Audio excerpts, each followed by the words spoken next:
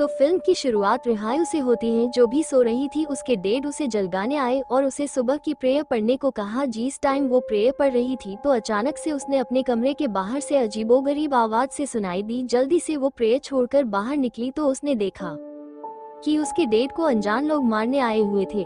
इतने डैड को बचाने के लिए वो इन लोगों के ऊपर हमला करती है, यहाँ तक कि एक आदमी का कान भी काट देती है, लेकिन फिर भी अपने डैड को बचाने में कामयाब नहीं हो पाती। दरअसल रायू के डैड एक शेमन थे। बुरे सोल से पोसेस हुए लोगों की वो मदद कहते थे, लेकिन इन लोगों ने रिहायू के डैड को गलत समझ लिया।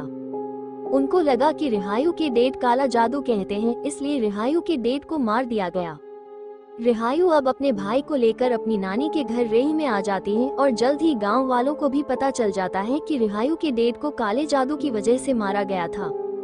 इसलिए गांव वालों ने भी अब उन्हें बुरा भला कहना शुरू कर दिया। 2 साल का वक्त गुजर गया। रिहायू घर चलाने के लिए एक कपड़े की दुकान पर काम करने लगी। एक दिन जब वो घर लौटी तो उसने देखा कि उसके नानी के पास उसके डैड के अंकल आए हुए थे, जो उससे उसके डैड का पुराना घर बेचने को फोर्स कर रहे थे। ये सुनकर रिहायू को काफी गुस्सा आ गया।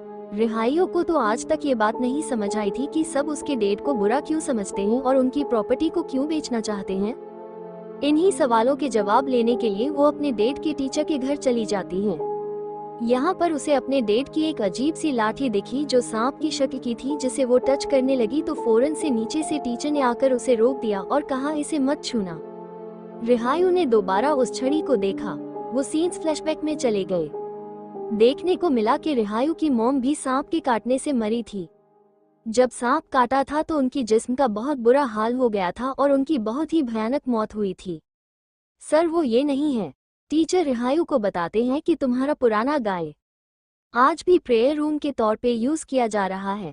अब प्रेयर रूम का सीन दिखाया जाता है जहां पर एक आदमी नमाज पढ़ा था।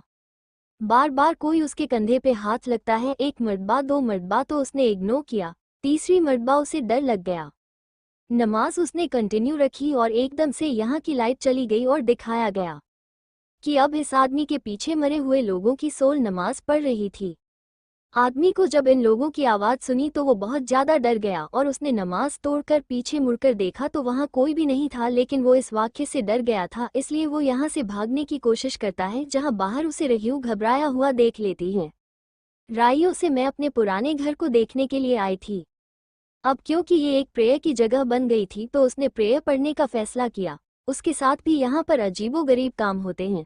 एकदम से प्रेयर पढ़ते हुए लाइट चली जाती है और उसके ऐड के मरी हुई औरतों की सोल इकट्ठी होकर उसे देखकर चिल्लाने लग जाती हैं।